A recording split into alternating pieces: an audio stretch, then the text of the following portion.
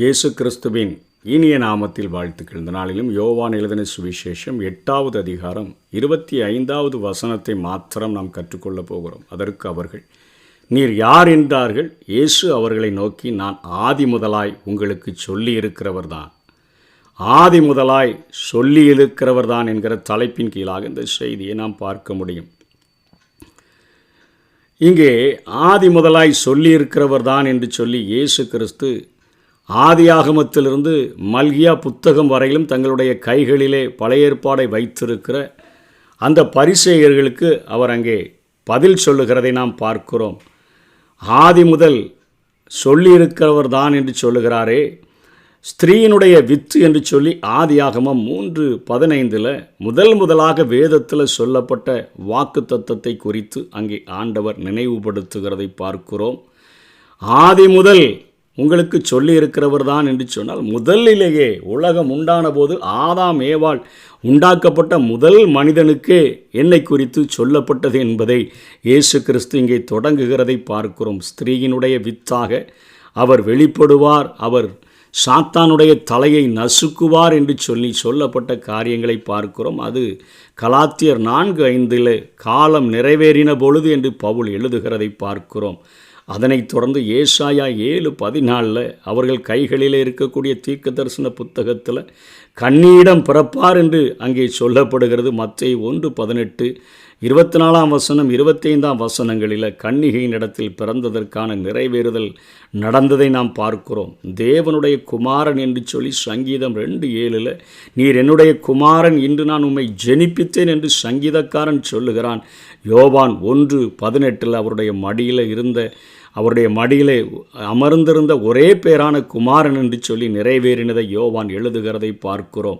ஆபிரகாமின் சந்ததி என்று சொல்லி ஆதியாகமம் 22:18 பார்க்கிறோம். உன் சந்ததிக்குள் பூமியில் உள்ள சகல ஜனங்களும் ஆசீர்வதிக்கப்படும் என்று சொன்னாரே. மத்தேயு 1ஆம் அதிகாரத்தில் 1:2 ஆபிரகாமின் சந்ததியிலிருந்து தான் இயேசு கிறிஸ்துவினுடைய வம்ச வரலாறை இங்கே மத்தேயு தொடங்குகிறதை பார்க்கிறோம். ஈசாக்கின் சந்ததி, இது ஆதியாகமம் 21:12 ஈசாக்கினிடத்தில் உன் சந்ததி விளங்கும் என்று சொன்னாரே. லூக்கா அங்கே ஆரம்பத்திலிருந்து ஆதாமிலிருந்து இயேசு கிறிஸ்துவினுடைய வம்ச வரலாறை எழுதுகிறவர் 3ஆம் அதிகாரம் 23ஆம் வசனத்திலிருந்து 34வது வசனம் வரையிலும் இவர் ஆபிரகாமின் சந்ததி, ஈசாக்கின் சந்ததி, யாக்கோபின் சந்ததி என்பதை எழுதுகிறதை பார்க்கிறோம்.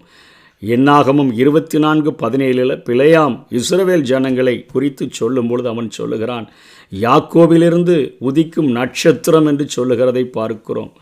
அங்கே எழும்புகிற ஒரு செங்கோல் என்று சொல்லுகிறதை பார்க்கிறோம். எபிரேயர் 7:14 நம்முடைய கர்த்தர் யூதா கோத்திரத்திலிருந்து தோன்றினார் என்று சொல்லி எபிரேய ஆக்கியோன் எழுதுகிறதை பார்க்கிறோம். யூதாவிலிருந்து வரும் சமாதான கர்த்தர் என்று சொல்லி யூதாவை யாக்கோபு ஆசீர்வதிக்கும் பொழுது ஆதியாகமம் 49:10 பார்க்கிறோம். சமாதான கர்த்தர் வருமளவும் செங்கோல் யூதாவை விட்டு நீங்குவதில்லை என்று சொல்லி அங்கே யாக்கோபு சொல்லுகிறான். அந்த காரியம்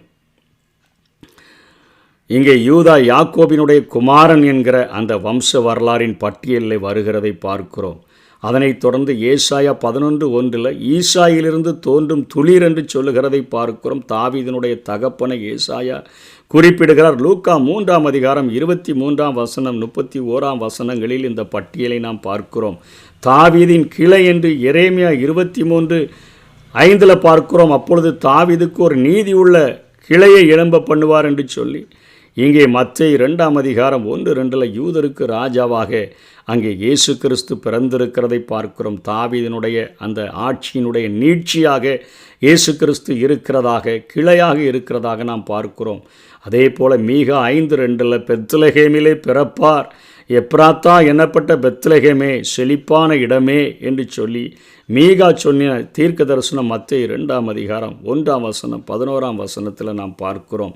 காணிக்கைகளை ஏற்பவர் என்று பார்க்கிறோம். சங்கீதம் 72:10-11 தர்ஷீஷின் ராஜா வருகிறார், தீவுகளின் ராஜா சேபாவில் உள்ள ராஜாக்கள் எல்லாம் வெகுமானங்களை கொண்டு வந்து அவரை பணிந்து கொள்ளுவார்கள் என்று பார்க்கிறோம். மத்தேயு 2:11 அங்கே நியாய சாஸ்திரிகள் வந்து பொன் வெள்ளி வெள்ளைப்போளம் தூப வர்க்கங்கள் எல்லாம் கொண்டு வந்து இயேசுவுக்கு படைத்து சாஷ்டாங்கமாய் பணிந்து கொள்ளுகிறதை நாம் பார்க்கிறோம். அவர் பிறப்பின் போதே கொலை செய்ய தேடுவார்கள் என்று எரேமியா 31:15 பார்க்கிறோம். மத்தேயு 2 அதிகாரம் 16, 17, 18 எரேமியாவினால் உரைக்கப்பட்டது நிறைவேறும்படி இப்படி நடந்தது என்று சொல்லி ஏரோதினால 2 வயதுக்கு கீழே உள்ளப்பட்ட குழந்தைகளெல்லாம் கொன்ற பொழுது அந்த காரியங்கள் நடந்ததை பார்க்கிறோம். ராமாவிலே புலம்பலும் கசப்பான அழுகையுமாகிய கூக்குரல் கேட்கப்பட்டது. ராகேல் தன்னுடைய பிள்ளைகளுக்காக அழுது என்று எரேமியா சொன்னதை அப்படியே இங்கே மத்தேயு எடுத்து எரேமியாவினால் உரைக்கப்பட்டது நிறைவேறும்படி இப்படி நடந்தது என்று சொல்லுகிறதை பார்க்கிறோம். அவர் முன்னே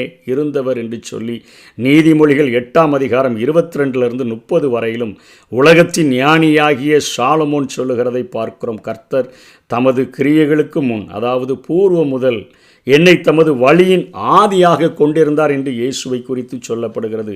பூமி உண்டாகிறதற்கு முன்னால் ஆதி முதற்கொண்டு அனாதியாய் நான் அபிஷேகம் பண்ணப்பட்டேன் என்று சொல்லுகிறார். ஆழங்களும் ஜலம் புரண்டு வரும் ஊற்றுகளும் உண்டாகிறதற்கு முன்னே நான் ஜனிப்பிக்கப்பட்டேன்.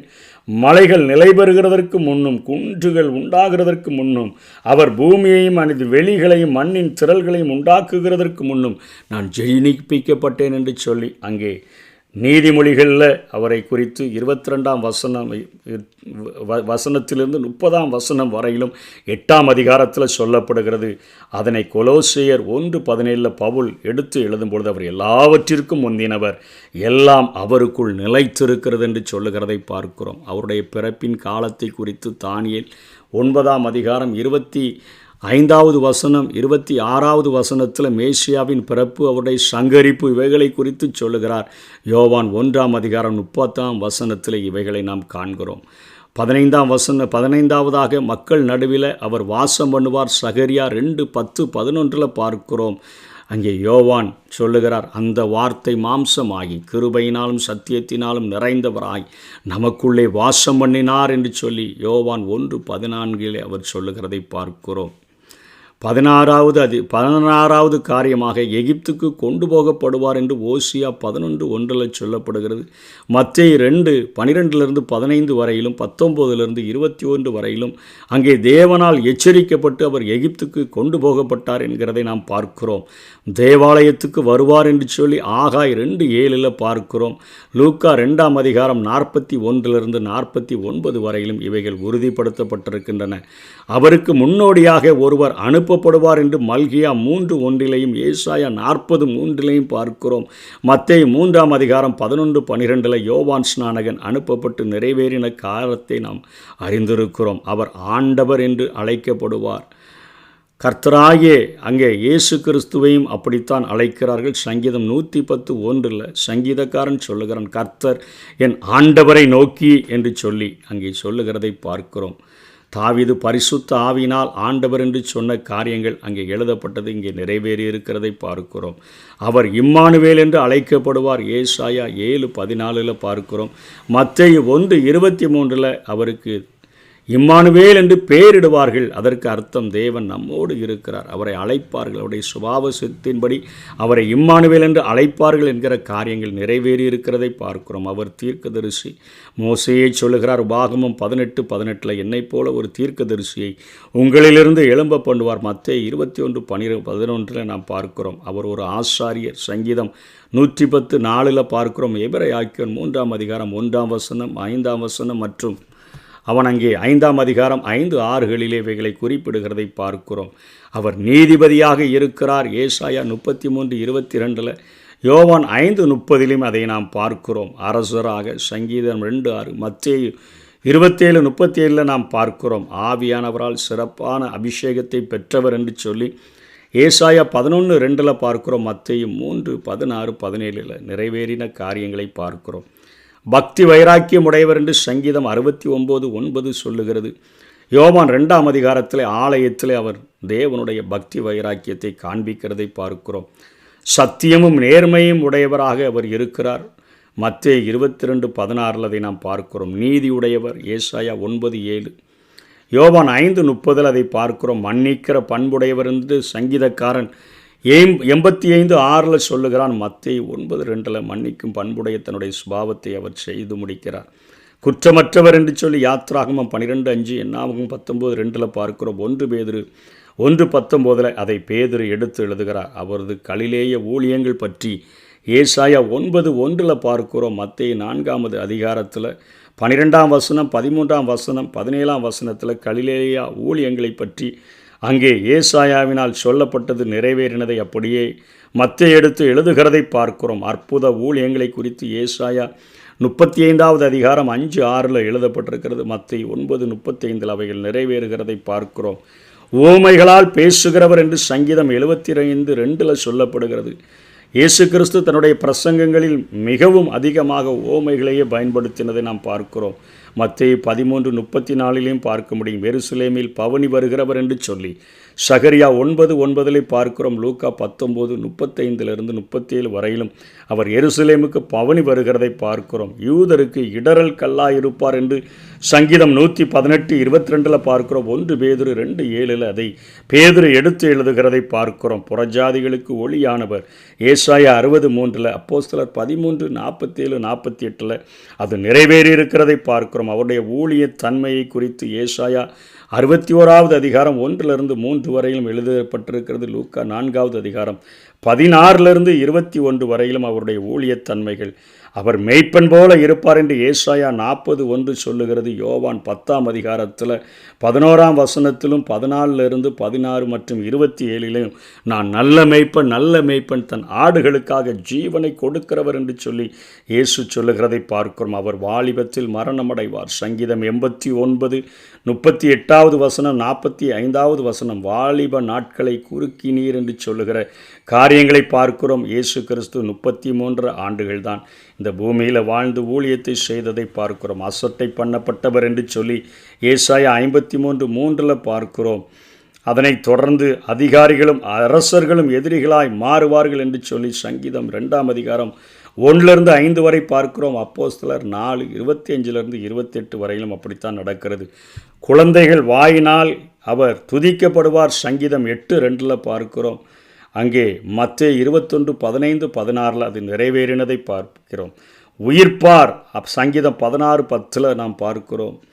அதே போல் அப்போஸ்தலர் 2:31 அவைகள் சொல்லப்படுகிறது. பரமேறுவார் என்கிற காரியங்கள் அப்போஸ்தலர் 1:9 நிறைவேறுகிறது. சங்கீதம் 68:18 சொல்லப்படுகிறது. வலது பாரிசத்தில் இருப்பார்னு சொல்லி சங்கீதம் 110:1 பார்க்கிறோம். எபிரேயர் 1:3 அவர் தேவனுடைய வலது பாரிசத்தில் வீற்றிருக்கிறார் என்று சொல்லி ஆதி முதல் உங்களுக்கு சொல்லியிருக்கிறவர் தான் என்று ஆண்டவர் சொல்லுகிறார். என புதுசாக என்னன்னு அவசியம் இல்லை. உங்கள் புத்தகங்களில் கொடுக்கப்பட்டிருக்கிற மல்கியா புத்தகம் வரையிலும் கொடுக்கப்பட்டிருக்கிறவைகளில் என்னை குறித்து எழுதியிருக்கிறது. நீங்கள் நியாயப்பிரமாணத்தை கரைத்து குடித்தவர்கள் என்று சொல்லுகிறீர்கள், ஆனால் இந்த சத்தியத்தின் ஆழங்களை அறியாமல் இருக்கிறீர்களே என்று சொல்லி ஆண்டவர் ஆதங்கப்பட்டு இந்த காரியத்தை சொல்லுகிறதை பார்க்கிறோம். ஞானிகளுக்கும் கல்விமான்களுக்கும் மறைத்து பாலகராகிய நமக்கு அவரை வெளிப்படுத்தியிருக்கிறபடினால எவ்வளவு அன்பு கூர்ந்து அவரிடத்தில் அவர் தருகிற ரட்சிப்பை பெற்றுக்கொண்டு அவர் தருகிற விலையேறப்பெற்ற அந்த ரட்சிப்பை நாம் பெற்றுக்கொண்டு இந்த பூமியில் அவருக்கு சாட்சியாக சபையின் நடுவில் அவரை நாம் துதிக்கும்படியாக நாம் வாழுவோம். கர்த்தர்தாமே நம்மை ஆசீர்வதிப்பாராக. ஆமேன்.